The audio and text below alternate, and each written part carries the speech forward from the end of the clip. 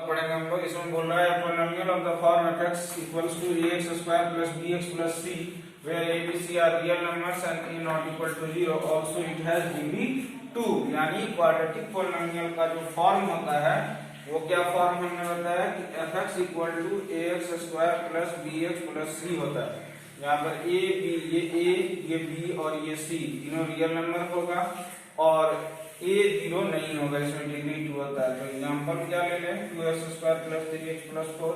यहाँ देखिए एक अगर कंपेयर करेंगे इस 2x² plus 3x plus 4 का इसके साथ एक क्वाड्रेटिक पॉलिनोमियल के साथ, तो उसमें a क्या बनेगा, x² के कोएफिशिएंट को a कहते हैं, x के कोएफिशिएंट को b कहते हैं और c कांस्टेंट टर्म होता है। तो a की जगह पर 2, b की जगह पर 3 और c की जगह पर 4। दूसरा एग्जांपल लेते हैं 3x² - 5। तो ये भी क्वाड्रेटिक है, डिग्री 2 हुआ। a को कंपेयर करेंगे इसके साथ तो a 3 बनेगा। b क्या होता है, x के कोएफिशिएंट को b कहते हैं। तो यहाँ b है नहीं है, यहाँ x ही नहीं है, x² के बाद x ही नहीं है तो b भी नहीं होगा 0। और c क्या बना, -5। fy = -4y²। क्या ये क्वाड्रेटिक पॉलिनोमियल होगा, बिल्कुल, लेकिन इसमें सिर्फ a मिलेगा आपको -4, b नहीं मिलेगा, b आपको 0 हो जाएगा और c भी 0 होगा, क्योंकि b के लिए आपको क्या होना पड़ेगा, ay² + by + c, क्योंकि y में है तो y वेरिएबल में समझें। सेम वही चीज है यहाँ x में समझाया गया है या y में समझाया गया है। तो ay² + by + c में आप देखेंगे इसको तो y² का कोएफिशिएंट ये है -4, y का कोएफिशिएंट b है तो y तो है ही नहीं तो इसलिए b 0 बना और c भी नहीं है इसलिए c भी 0 बना।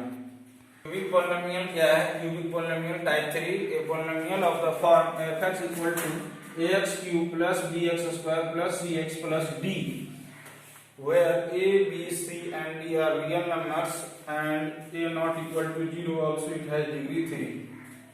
यानी कि क्यूबिक पॉलिनोमियल का डिग्री 3 होता है और फॉर्म ये होगा ax³ + bx² + cx + d।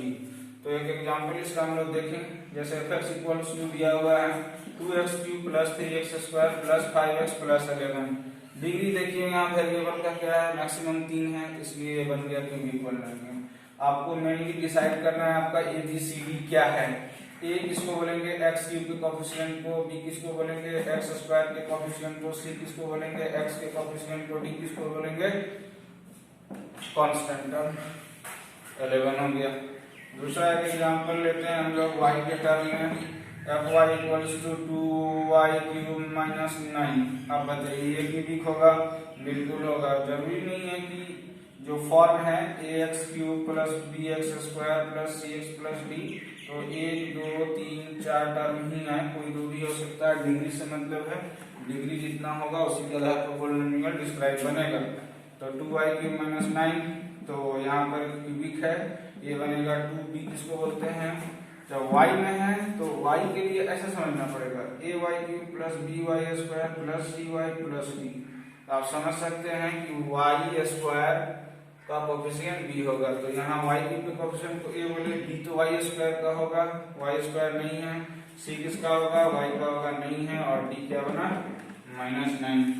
तो इस तरह से ये क्यूबिक पॉलिनोमियल हो जाता है। साथ ही साथ एक और चीज ध्यान दें कि बताया गया कि a not equal to 0 के बारे में। अगर यहाँ f(x) = ax³ + bx² + cx + d है और हम इस a को 0 रख दें, a क्या है तो x³ के कोएफिशिएंट है a, उसको अगर 0 रखा जाए तो हमारा क्या बनेगा, f(x) 0 × x³ + bx² + cx + d। 0 × x³ खत्म हो जाएगा, 0 बनेगा, तो यहाँ 0 + bx² + cx + d है ना। तो bx² cx तो क्या बना, ये bx² बना, cx बना और d बना। This is your c, small c। तो ये क्या बना, ये देख रहे होंगे आप लोग, ये क्या बन गया, एक क्वाड्रेटिक पॉलिनोमियल बन गया। इसीलिए हमेशा याद रखें कि पॉलिनोमियल में जो मैक्सिमम पावर का कोएफिशिएंट होगा वो कभी 0 नहीं होगा, क्योंकि अगर वो 0 हो जाता है तो पॉलिनोमियल का डिग्री घट जाता है। 3 पावर का पॉलिनोमियल है, उसमें a कोएफिशिएंट ऑफ x³ या y³ या z³ 0 हो जाता है तो क्यूबिक नहीं क्वाड्रेटिक में कन्वर्ट हो जाएगा।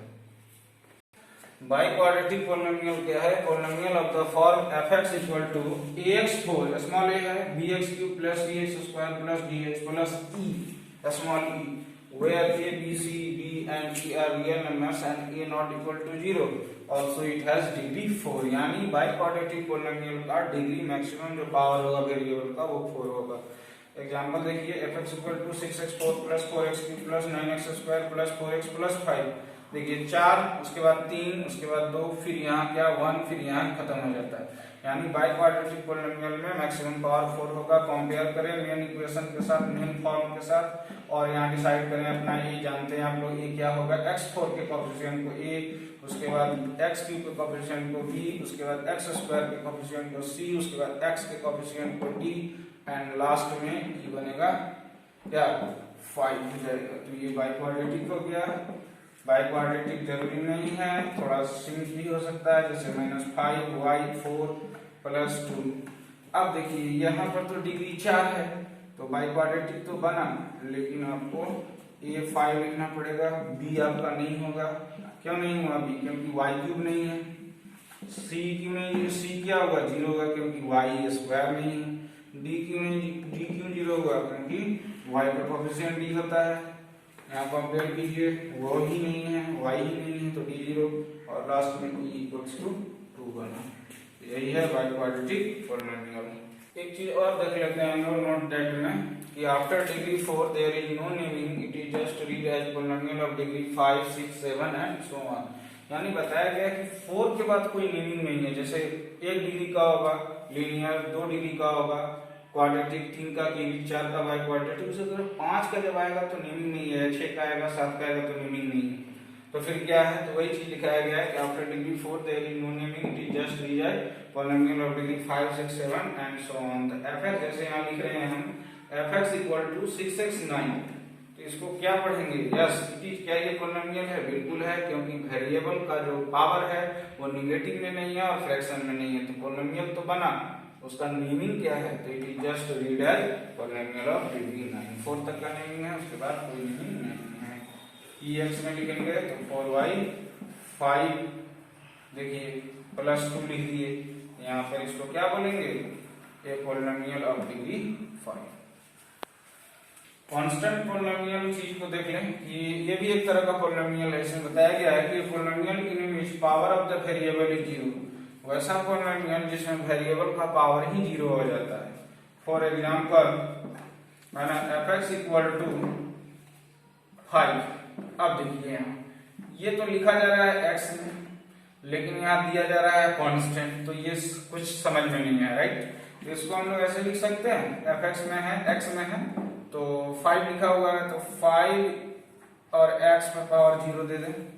तो देखिए x वेरिएबल में भी हो गया, यहाँ भी x वेरिएबल आ गया, और बताया गया कि इसमें पावर ऑफ द वेरिएबल 0 होगा। देखिए क्या ये जो 5 को हम लोग अगर लिखते 5x को, fx = 5 लिए, 5 × 1 हुआ, और इस 1 के जगह पर x पर पावर 0 दे दिए, तो फिर तो स्थिति वही आ जाएगा यहाँ। यानी कांस्टेंट पोलिनोमियल में आपको हमेशा एक कोई कांस्टेंट नंबर मिलेगा, वेरिएबल नहीं मिलेगा। fx = 5 मिला है तो fx को इस तरह से एडजस्ट करके लिखा जाता है। लिखना नहीं है आपको, मैंने समझाने के लिए लिया है। अगर 5 है तो क्या 5x⁻0 हो सकता है कि नहीं? बिल्कुल होगा। फिर तो एनीथिंग टू दी पावर 0 आप लोग क्या पढ़ेंगे 7th क्लास में 1, तो ये तो फिर 5 ही बन जाएगा ना, 5 × 1 करके 5 बन जाएगा। तो कांस्टेंट पोलिनोमियल में हमेशा आपको कोई एक न्यूमेरिकल वैल्यू मिलेगा, जैसे fy/4 किसका एग्जांपल है? इज ए कांस्टेंट पोलिनोमियल का ये एग्जांपल है। अब एक चीज है कि इससे पहले हम लोग पढ़े थे कि polynomial on the basis of degree, लेकिन थोड़ा सा आपको बैक में ले जाएंगे क्लास 7 की ओर, जहां पर आपको बताया गया था कि polynomial on the basis of terms. वो भी आप चीजों को समझ ले, ऑब्जेक्टिव क्वेश्चन में आपको मिल सकता है, कहीं मिल गया तो मिल ही जाएगा। मोनोमियल में क्या होगा? मोनोमियल वैसा पोलिनोमियल होता है जिसमें केवल एक टर्म होता है। जैसे आप कुछ भी ले सकते हैं, 2x²। डिग्री पर जाएंगे तो ये तो क्वाड्रेटिक है, लेकिन टर्म पर जाएंगे तो ये किसमें आता है? मोनोमियल। मात्र इसमें 2x² एक टर्म है। या आप दूसरा एग्जांपल में ऐसे समझ सकते हैं, -3y, यहाँ भी एक टर्म है, इसलिए मोनोमियल। देखिए टर्म में कुछ न जुटा हुआ है न कुछ घटा हुआ है, तो एक टर्म में आ जाएगा। और मोनोमियल बाइनोमियल में क्या हो जाएगा? 2 टर्म आ जाएगा। सेम यही चीज होगा, 2x क्यूब लिख सकते हैं प्लस 9। देखिए दो टर्म हुआ, 2x क्यूब एक टर्म प्लस 9 एक टर्म, इसलिए बाइनोमियल। ऐसा भी हो सकता है -4y क्यूब या -4y5 प्लस 11। यहाँ भी दो टर्म है, -4y5 और प्लस 11।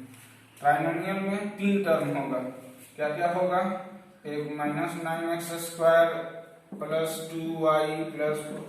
देखिए कुछ भी हो सकता है, एक टर्म ये हुआ, एक टर्म ये हुआ, एक टर्म ये हुआ, कितना हुआ? 3 टर्म बनना चाहिए। क्वाड्रिनोमियल में 4 टर्म बनेगा, कोई भी 4 टर्म आप बना सकते हैं। 5² 9x प्लस 2z प्लस 11।